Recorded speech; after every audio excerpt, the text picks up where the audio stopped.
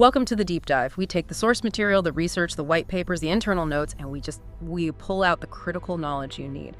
Our mission today is, it's a shortcut to understanding one of the most exciting and frankly terrifying frontiers in modern medicine, synthetic healthcare data. Okay, so let's unpack this. The promise is, well, it's incredible.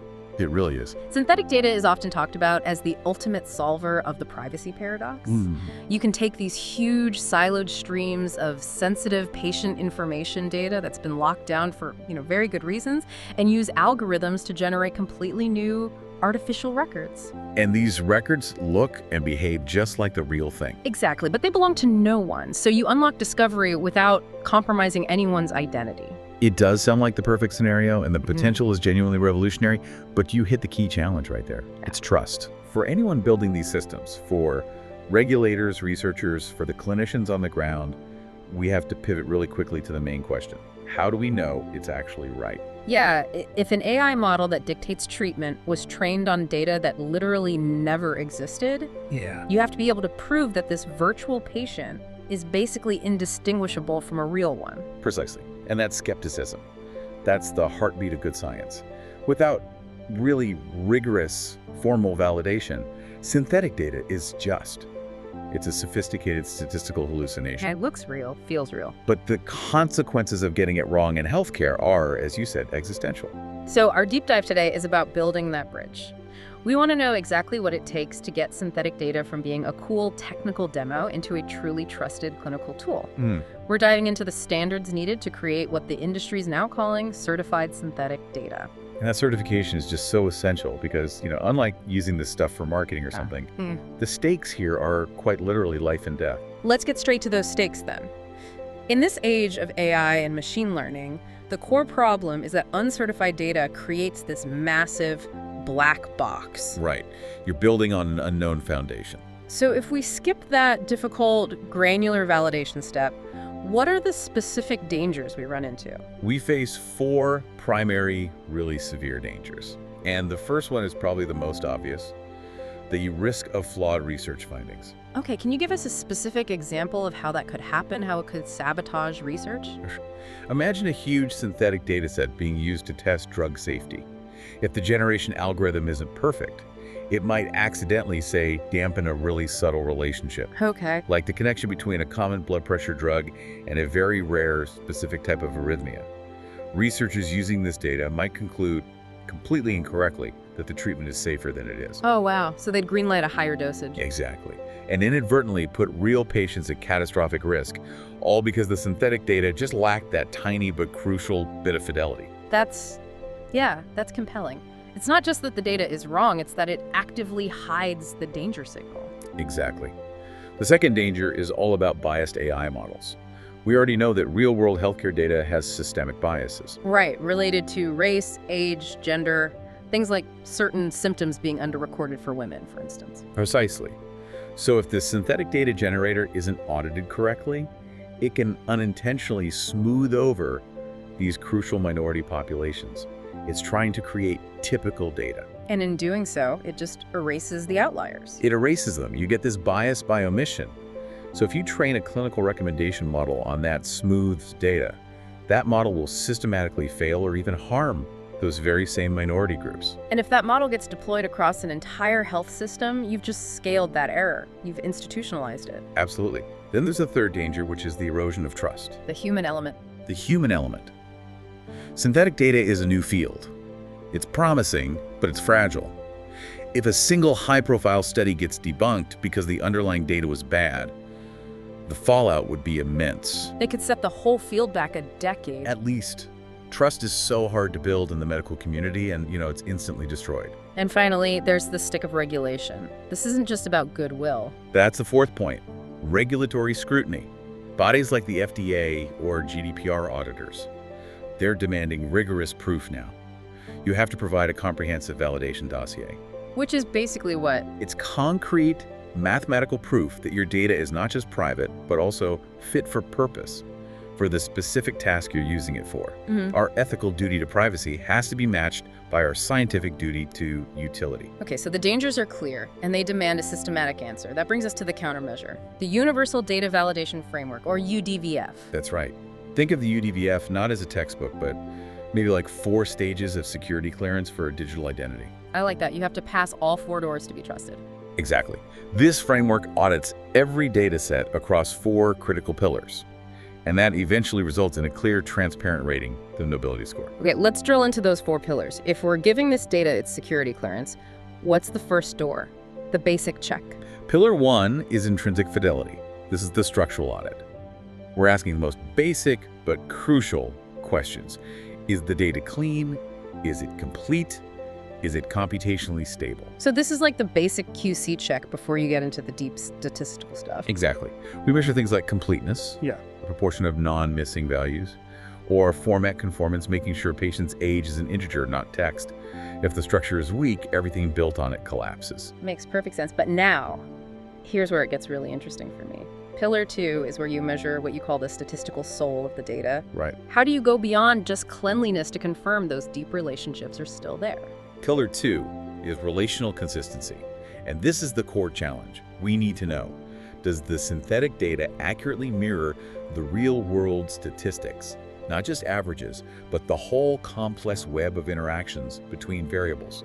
So you need to confirm that if, say, smoking history and lung capacity reduction interact in the real world. They have to interact in the exact same way in the synthetic version. Yes. Precisely. Simple comparisons always make synthetic data look good. But they fail in complex models. They do. So to check that web of correlations, we use some heavy-duty statistical measures. We use the Kolmogorov-Smirnov test to compare distributions, but the real fidelity check, it comes from the Frobenius norm.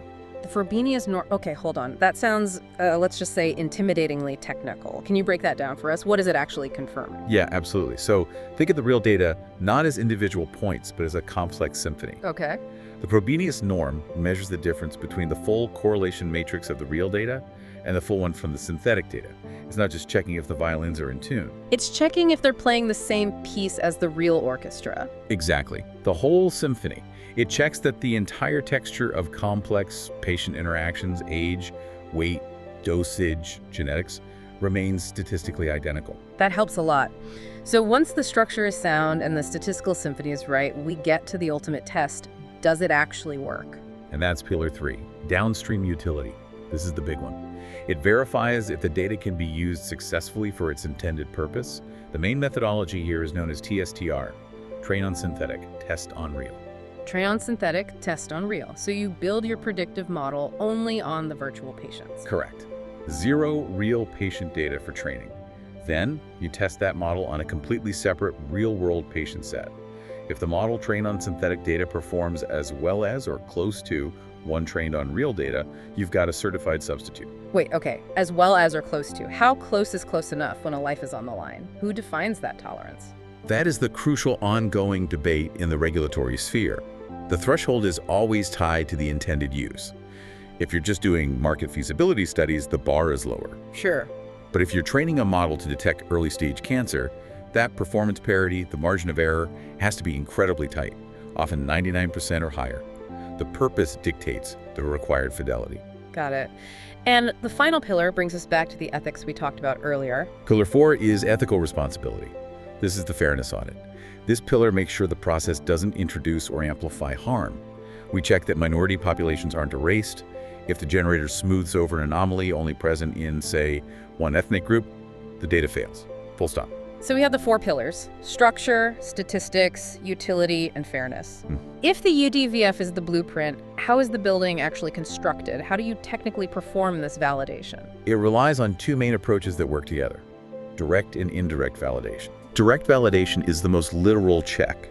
We use mathematical tests like the chi-square test to literally overlay the histograms of the real and synthetic data.